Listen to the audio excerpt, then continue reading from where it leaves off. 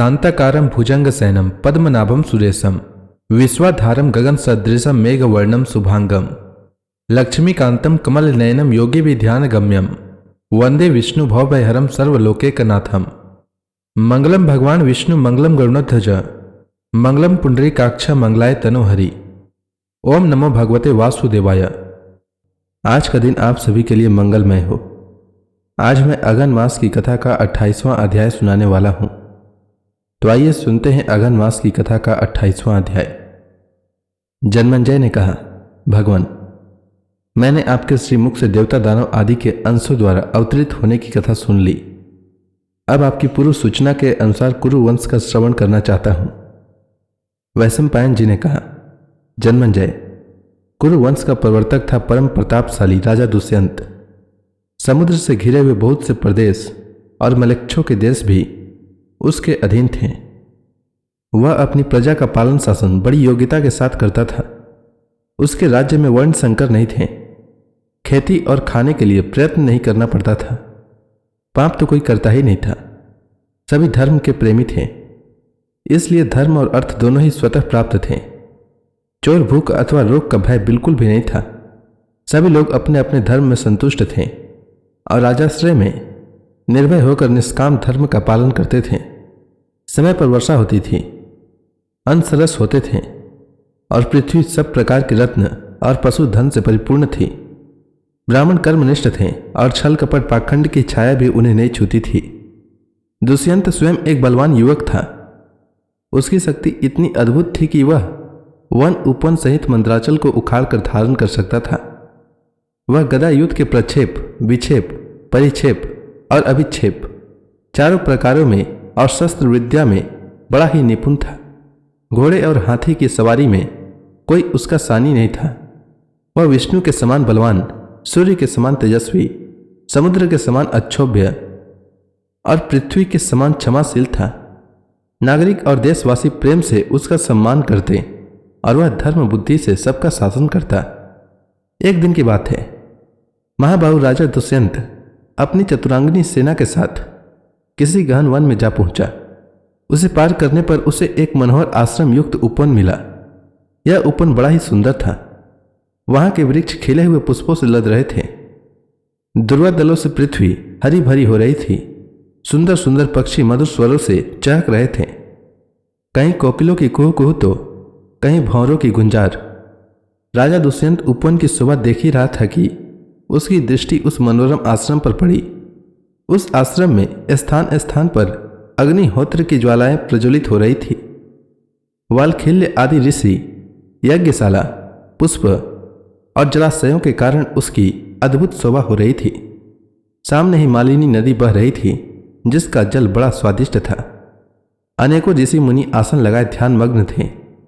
ब्राह्मण देवताओं की पूजा कर रहे थे। राजा को ऐसा मालूम हुआ मानो मैं ब्रह्मलोक में खड़ा हूं। दुष्यंत के नेत्र और मन वन की छटा देखकर तृप्त नहीं होते थे। इस प्रकार राजा दुष्यंत ने सब देखते सुनते काश्यप गोत्रीय कणव ऋषि के एकांत और मनोहर आश्रम में मंत्री और पुरोहितों के साथ प्रवेश किया। दुष्यंत ने मंत्री और पुरोहितों को आश्रम के द्वार पर ही रोक दिया और स्वयं भीतर गया।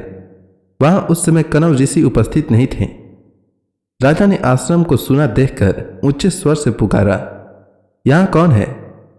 दुष्यंत की आवाज सुनकर एक लक्ष्मी के समान सुंदर कन्या तपस्विनी के वेश में आश्रम से निकली। उसने राजा दुष्यंत को देखकर सम्मान पूर्वक कहा, स्वागत है। फिर उसने आसन पाद्य और अर्घ्य के द्वारा राजा का आतिथ्य करके उनसे स्वास्थ्य और कुशल के संबंध में प्रश्न किया। स्वागत सत्कार के बाद उस तपस्विनी कन्या ने तनिक मुस्कुराकर पूछा कि मैं आपकी क्या सेवा करूं? राजा दुष्यंत ने सर्वांग सुंदरी एवं मधुर भाषणी कन्या की ओर देखकर कहा, मैं परम भाग्यशाली महर्षि कणव का दर्शन करने के लिए आया हूं। वे इस समय कहाँ हैं? कृपा करके बतलाइए। शकुंतला ने कहा, मेरे पूजनीय पिताजी फल फूल लाने के लिए आश्रम से बाहर गए हैं। आप घड़ी दो घड़ी उनकी प्रतीक्षा कीजिए, तब उनसे मिल सकेंगे। शकुंतला की भरी जवानी और अनुपम रूप देखकर दुष्यंत ने पूछा, सुंदरी, तुम कौन हो? तुम्हारे पिता कौन हैं और किस लिए यहां आई हो? तुमने मेरा मन मोहित कर लिया है। मैं तुम्हें जानना चाहता हूं। शकुंतला ने बड़ी मिठास के साथ कहा। मैं महर्षि कनव की पुत्री हूं। राजा ने कहा, कल्याणी, विश्ववंद्य महर्षि कनव तो अखंड ब्रह्मचारी हैं। धर्म अपने स्थान से विचलित हो सकता है, परंतु वे नहीं। ऐसी दशा में तुम उनकी पुत्री कैसे हो सकती हो?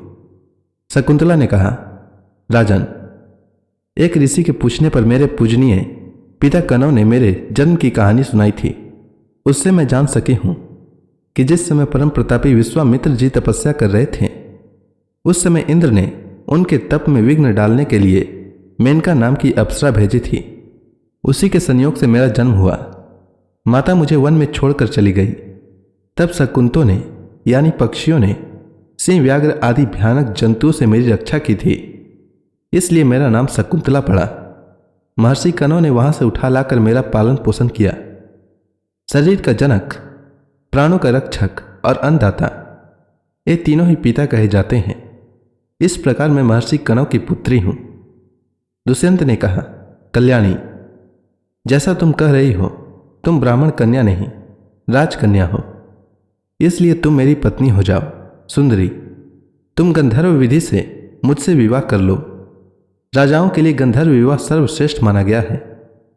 शकुंतला ने कहा, मेरे पिताजी इस समय यहां नहीं हैं। आप थोड़ी देर तक प्रतीक्षा कीजिए, वे आकर मुझे आपकी सेवा में समर्पित कर देंगे। दुष्यंत ने कहा, मैं तुम्हें चाहता हूं, यह भी चाहता हूं कि तुम मुझे स्वयं वरण कर लो।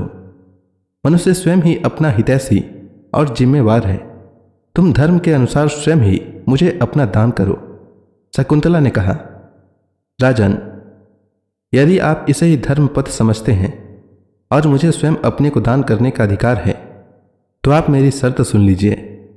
मैं सच सच कहती हूं कि आप यह प्रतिज्ञा कर लीजिए, मेरे बाद तुम्हारा ही पुत्र सम्राट होगा और मेरे जीवन काल में ही वह युवराज बन जाएगा, तो मैं आपको स्वीकार कर सकती हूं।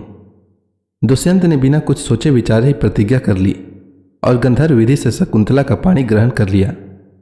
दुष्यंत ने उसके साथ समागम करके बारंबार यह विश्वास दिलाया कि मैं तुम्हें लाने के लिए चतुरांगनी सेना भेजूंगा और शीघ्र से शीघ्र तुम्हें अपने महल में ले जाऊंगा।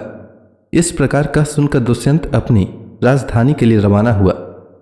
उसके मन में बड़ी चिंता थी कि महर्षि कनव यह सब सुनकर न जाने क्या करेंगे।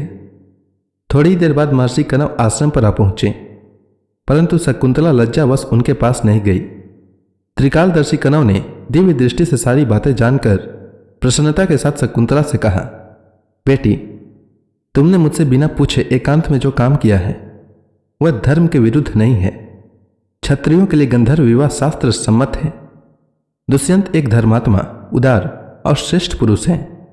उनके संयोग से बड़ा बलवान पुत्र होगा और वह सारी पृथ्वी का राजा होगा। जब वह शत्रुओं पर चढ़ाई करेगा, उसका रथ कहीं भी नहीं रुकेगा। शकुंतला के कहने पर महर्षि कनव ने दुष्यंत को वर दिया कि उसकी बुद्धि धर्म में दृढ़ रहे और राज्य अविचल रहे। तो इसी के साथ यह अध्याय समाप्त हुआ। इसके आगे की कथा में क्या होता है वह मैं कल के अध्याय में सुनाऊंगा।